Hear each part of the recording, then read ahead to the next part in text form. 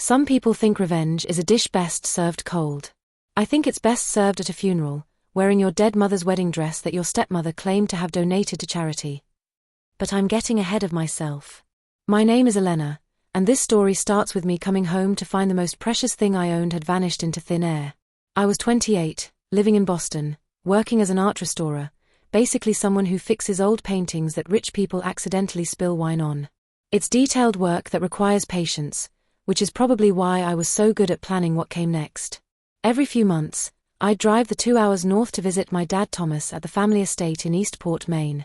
It's one of those sprawling coastal properties that looks impressive in real estate photos, but feels cold as a morgue when you're actually living there. Dad had inherited it from his father, and after my mom died 10 years ago, he'd married Vivienne, a woman who treated interior decorating like a blood sport. Vivienne was the type of woman who wore pearls to grocery shop and called everyone darling in a voice that could freeze champagne. She was 52, perfectly maintained, and had opinions about everything from the proper way to fold napkins to why I should really consider getting married before I became one of those career women. The thing about Vivienne was that she'd spent the past decade systematically erasing any trace of my mother from that house. It started small, family photos disappearing from mantelpieces, my mom's favorite books vanishing from shelves. Dad never seemed to notice, or if he did, he never said anything. Conflict wasn't his strong suit. But there was one thing Vivienne had never touched, my mother's wedding dress. It lived in a cedar trunk in the guest room closet, wrapped in acid-free tissue paper like some kind of holy relic. The dress was from 1985, ivory silk with hand-sewn pearls and the most intricate lace work I'd ever seen. My mom had been about my size when she wore it, and sometimes when I was feeling particularly lost, I'd go up there and just look at it. Touch the fabric. Remember her hands smoothing down the skirt on her wedding day in the old family photos.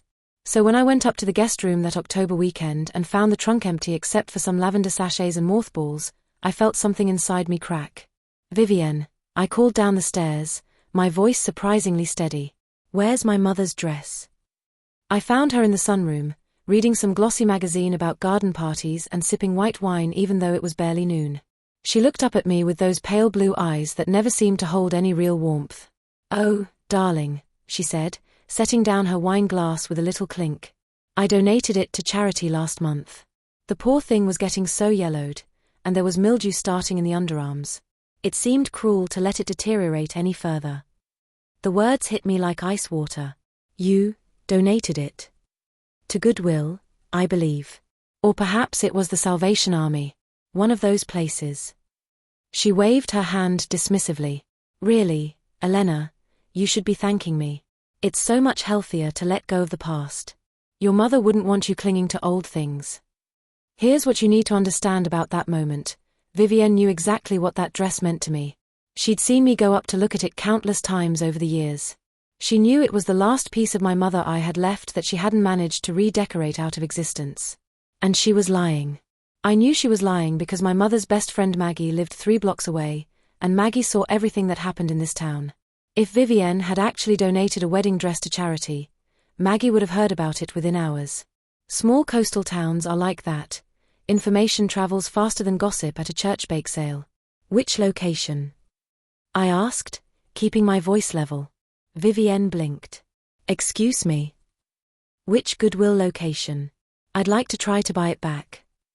"Oh, darling, I couldn't possibly remember. Does it matter? It's probably already been sold anyway." She picked up her wine glass again. "You know, this obsession with your mother's things really isn't healthy. Perhaps you should speak to someone about it." That's when I knew for certain she was full of shit. I called my best friend Sophie on the drive back to Boston. Sophie and I had been friends since college, and she was the type of person who would help you hide a body without asking too many questions about whose body it was or why it needed hiding. "She burned it," Sophie said immediately after I finished telling her what happened. "I guarantee you she burned that dress." "You don't know that." "Elena. This is the same woman who accidentally threw away your mom's jewelry box and then claimed she thought it was costume jewelry. The same woman who painted over your mom's handprint tiles in the kitchen because they clashed with her aesthetic vision. She didn't donate that dress. She destroyed it." Sophie was right, of course. But I needed proof before I could figure out what to do next. That weekend, I drove back to Eastport with a plan. I spent Saturday morning visiting every thrift store, consignment shop, and vintage boutique within a 30-mile radius. No ivory wedding dress from the 80s had been donated anywhere. Which brought me to Maggie's house. Margaret Maggie Price was 74 years old and had been my mother's best friend since they were kids running around the tide pools behind the lighthouse. She lived in a little blue cottage that always smelled like cinnamon and kept tabs on the entire town from her kitchen window. "Elena honey," she said when she opened the door, "I was wondering when you'd come see me about this." "About what?" She ushered me into her kitchen and put the kettle on. Maggie believed all of life's problems could be solved with the right tea and enough time to think them through. "About the bonfire your stepmother had in the garden 2 nights ago," she said, settling into her chair across from me. "Big one. Burned for hours. Unusual for this time of year, don't you think?" My heart sank. "You saw her burning something?" "Saw the smoke. Smelled it too. Fabric has a particular smell when it burns, especially silk." She paused to pour the tea. "Your mother's dress, I'm guessing." I nodded, not trusting my voice. "That woman," Maggie said, shaking her head. "Never did understand what your father saw in her. Your mother was worth 10 of her." Did you see what she burned exactly?" "Not exactly, no. But Elena, there's something else you should know." Maggie got up and walked over to an old secretary desk in the corner. She pulled out a small wooden box and brought it back to the table. "Your mother gave me this before she got sick," she said, opening the box. Inside were letters, maybe 2 dozen of them, tied with a faded blue ribbon. "She asked me to give them to you when you were old enough to understand what they meant." My hands shook as I untied the ribbon. The letters were all addressed to me, written in my mother's careful handwriting. They were dated over the course of several months before she died, when she knew she was losing her battle with cancer. "My dearest Elena, if you're reading this, it means I'm gone and Maggie has decided you're ready to know some things I couldn't tell you while I was alive." I spent the next 3 hours reading through my mother's final words to me. Some letters were about her childhood, family history I'd never heard. Others were about her marriage to my father, their early years together, how happy they'd been. But the last few letters were about Vivienne. My mother had known about the affair. She'd known that Dad was seeing Vivienne for months before she died, that he'd promised to marry her once things were settled. She'd known about the plans Vivienne had for redecorating the house, for erasing any trace of the previous Mrs. Marlowe. "She's already measuring for curtains in our bedroom," one letter read. "Your father doesn't see it, but she looks at me like I'm an obstacle she's waiting to be removed. She's not a bad person, Elena, but she's afraid of shadows, afraid that loving your father means competing with a ghost. The hardest part is knowing that after I'm gone, she'll try to erase me completely. Not out of malice, but out of fear that I'll always be the first wife, the one he married for love instead of loneliness. Promise me something, darling. Don't let them forget me entirely. Don't let them pretend I never existed." The final letter was different. Shorter. "P.S. I've hidden some things in places she'll never think to look. The important things. When you're ready, Maggie will help you find them." I looked up at Maggie through tears. "What did she hide?" "Your mother was clever," Maggie said with a small smile. "She knew Vivienne would want to erase her from that house, so she made sure some things would survive. There's a storage unit in town, been paying the rental fee for 10 years now. Your mother's jewelry, photo albums, some of her clothes, and fabric." Fabric. Leftover material from her wedding dress. She'd planned to have it made into a christening gown someday, for grandchildren. The seamstress who made the original dress lives here in town, Mrs. Chen. She's got all the original patterns still. Something cold and sharp settled in my chest. Mrs. Chen could remake the dress. I imagine so, if someone asked her to. That's when I started planning what came next. I didn't tell Sophie about the letters or the storage unit right away. Instead, I spent the next few weeks thinking about what my mother had asked of me. Don't let them forget me entirely. Vivienne had spent 10 years systematically erasing my mother's presence from our family. Photos, books, furniture, dishes, all gone, replaced with Vivienne's taste. She'd even convinced my father to change the family Christmas traditions because the old ones were too depressing. But burning the wedding dress? That wasn't just erasure. That was cruelty. The thing about revenge is that it's only satisfying if it matches the crime. Vivienne had attacked something precious and irreplaceable, so her punishment needed to be equally personal and equally public. I also knew, from reading my mother's letters, that Vivienne's biggest fear wasn't losing my father, it was losing control of the narrative. She needed to be seen as the perfect wife, the woman who'd saved Thomas Marlowe from his grief and given him a reason to live again. Her entire identity was built around being the current Mrs. Marlowe, not the second Mrs. Marlowe. So I waited. I waited and I watched, and I started to notice things I'd missed before. Like how Vivienne was tired more often lately, how she'd lost weight over the past year, how she'd started wearing more makeup to cover the dark circles under her eyes. Maggie was the one who told me Vivienne was sick. Pancreatic cancer, she said when I stopped by her house in November. Diagnosed about 8 months ago. She's been hiding it pretty well, but word gets around eventually in a town this size. How long does she have? Doctors aren't sure.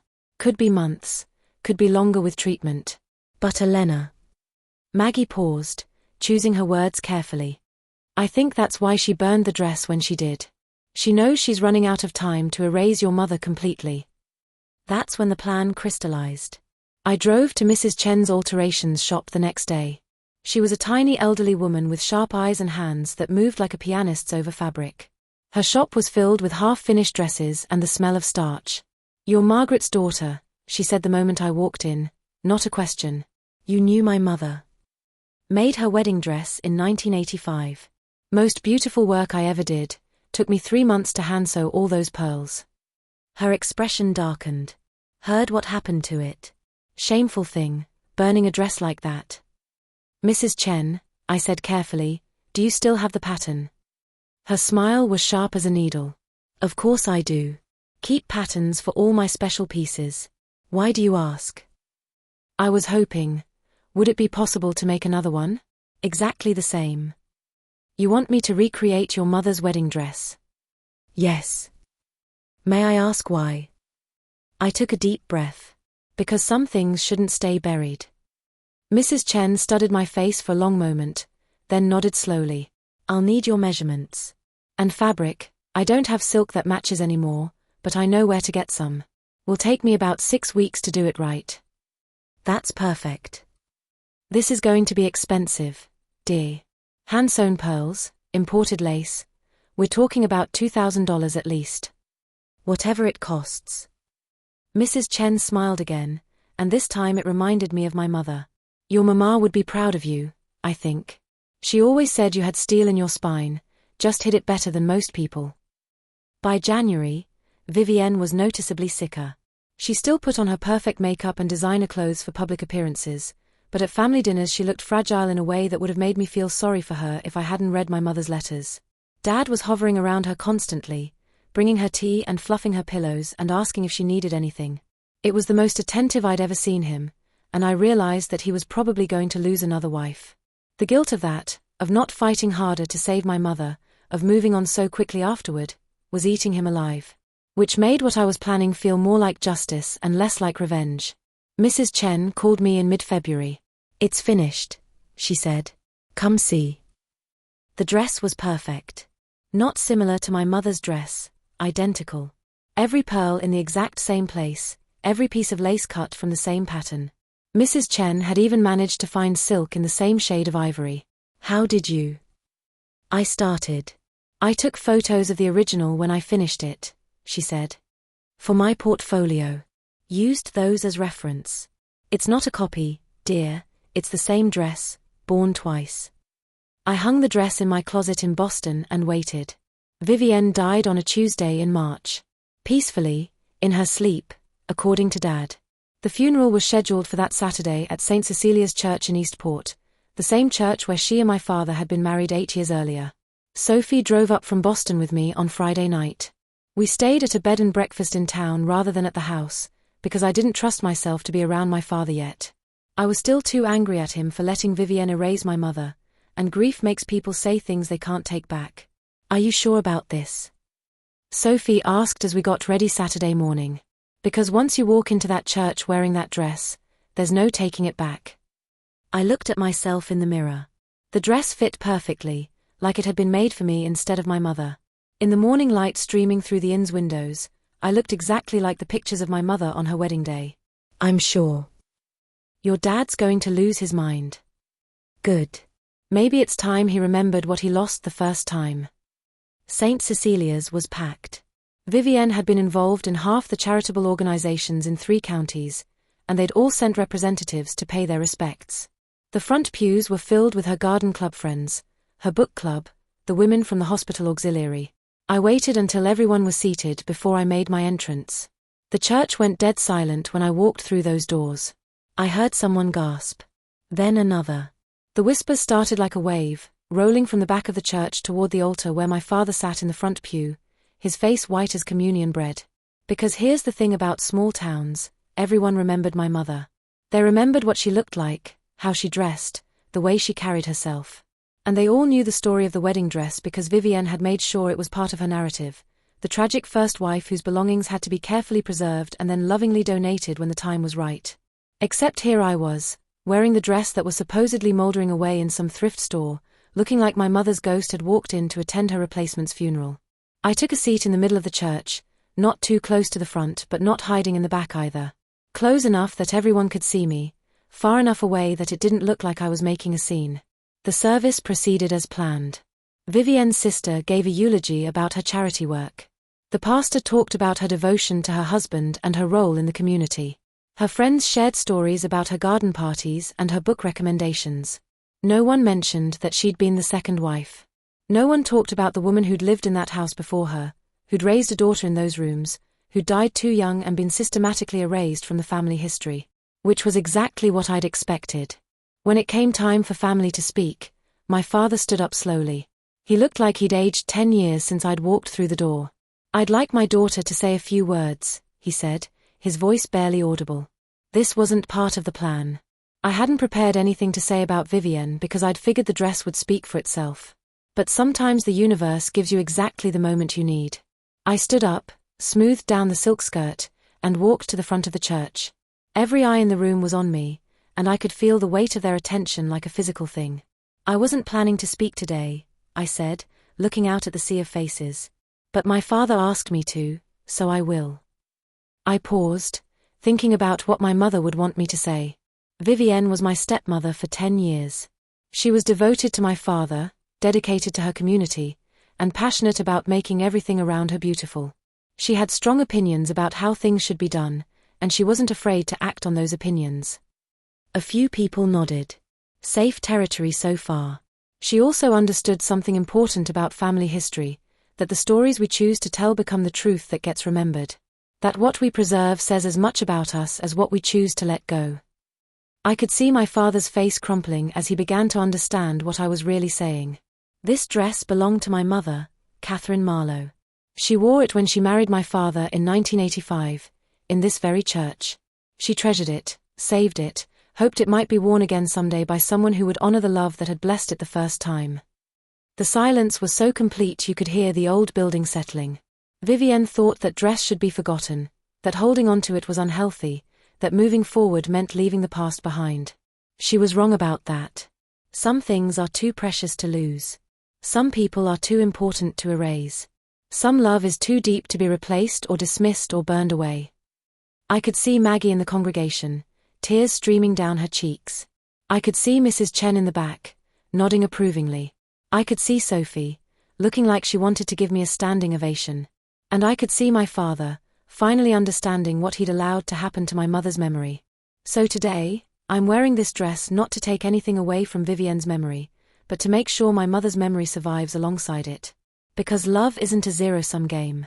Honoring one woman doesn't require erasing another. And family history is too important to be left to the whims of whoever happens to be holding the match. I looked directly at my father for the first time since I'd walked in. Both women shaped our family. Both women loved you. Both women deserve to be remembered. Then I sat down. The rest of the service passed in a blur. People filed out of the church in small groups, whispering among themselves. Several of my mother's old friends stopped to hug me and tell me how proud she would have been. My father waited until everyone else had left before approaching me in the parking lot. He looked older than his 60 years, fragile in a way I'd never seen before. "Elena," he started, then stopped. "Dad. That dress, how did you?" Mrs. Chen still had the pattern. And Mom saved fabric, just in case. I pulled one of my mother's letters from my purse and handed it to him. She knew this might happen someday. She prepared for it. He read the letter in silence, his hands shaking. When he finished, he looked up at me with tears in his eyes. "I failed her," he said simply. "I failed both of them." "Yes," I said. "You did. I was so afraid of being alone after your mother died. And Vivienne, she was so certain about everything, so sure of how things should be. It was easier to let her make the decisions. Even when those decisions meant erasing Mom. I thought it would hurt less if we didn't keep reminding ourselves of what we'd lost."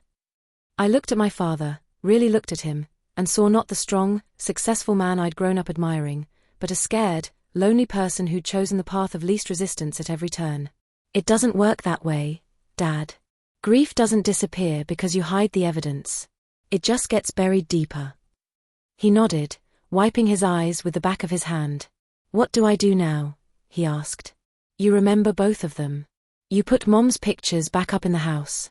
You tell people stories about her. You make sure she stays part of the family history instead of pretending she never existed.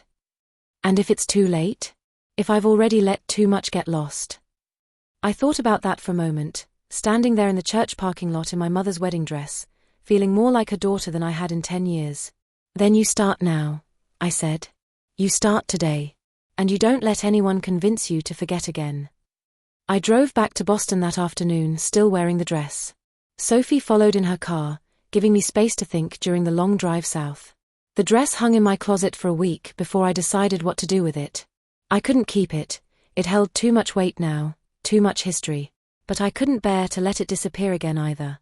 So I called Mrs. Chen. "I have a proposition for you," I said when she answered. "I'm listening." "I want to donate the dress to the Historical Society. Let them display it as an example of 1980s bridal fashion, with a placard that tells the story, my mother's story, the dress's story, what it represented." "That's a beautiful idea, Dee. But I want you to be the one to present it to them. Your work should be recognized too." Mrs. Chen was quiet for a long moment. Then, "Your mother really would be proud of you. You know that, don't you?" "I hope so." 3 months later, the Eastport Historical Society opened an exhibit called Love Stories, Wedding Traditions in Coastal Maine. My mother's dress was the centerpiece, displayed in a glass case with lighting that made the hand-sewn pearls shimmer like stars. The placard read, "This gown was worn by Catherine Marlowe, née Sullivan, at her wedding to Thomas Marlowe on June 15, 1985, at St. Cecilia's Church in Eastport. The dress was designed and created by master seamstress Mrs. Helen Chen, featuring over 500 hand-sewn pearls and imported French lace. After Catherine's death in 2015, the original dress was destroyed, but Mrs. Chen recreated it from the original patterns in 2025 as a tribute to both the bride who wore it and the craftsmanship it represented. Catherine Marlowe was a teacher, mother, and beloved member of the Eastport community.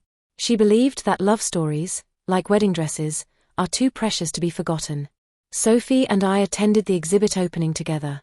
My father was there too, looking healthier than he had in months. He'd started seeing a therapist, he told me, and had put several of my mother's photos back up in the house. "She was beautiful," he said, looking at the dress in its glass case. "Yes, she was. I'm sorry, Elena, for all of it. For letting Vivienne erase her, for not fighting harder to keep her memory alive. For being a coward when you needed me to be brave." I looked at my father and realized that forgiveness, like revenge, is something you do as much for yourself as for the other person. "I know, Dad. And I forgive you. But don't let it happen again." "I won't. I promise." As we walked out of the Historical Society that evening, Sophie asked me if I felt like I'd gotten the revenge I wanted. "I don't think it was revenge," I said, surprising myself. "I think it was just making sure the right story got told." "What's the difference?" I thought about that as we walked back to our cars, the spring evening air carrying the salt smell of the ocean and the sound of gulls crying overhead. "Revenge is about punishment," I said finally. This was about preservation. About making sure that when people tell the story of the Marlowe family, they don't skip the chapter about my mother just because it made someone else uncomfortable. "And the dress? Wearing it to the funeral?" I smiled, remembering the look on everyone's faces when I walked into that church. That was about showing them what erasure looks like when it doesn't work. 6 months later, I got a call from a woman named Jessica whose stepmother had thrown away her late father's military medals. She'd heard about what I'd done, small-town gossip travels far and wide, and wanted advice on how to handle her own situation. I told her what my mother had taught me in those letters, what I'd learned from wearing her wedding dress to Vivienne's funeral, what I'd figured out about the difference between erasure and honoring. Some things are too important to let disappear. Some people are too precious to forget.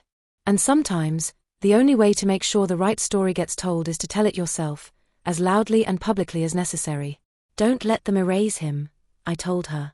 Whatever it takes, don't let them pretend he never existed. Because that's the thing about family history, it belongs to all of us, not just the people who are left behind to tell it. And sometimes, honoring the dead means refusing to let the living forget them. My mother's wedding dress hangs in the Eastport Historical Society now, where tourists and locals can see it and read her story.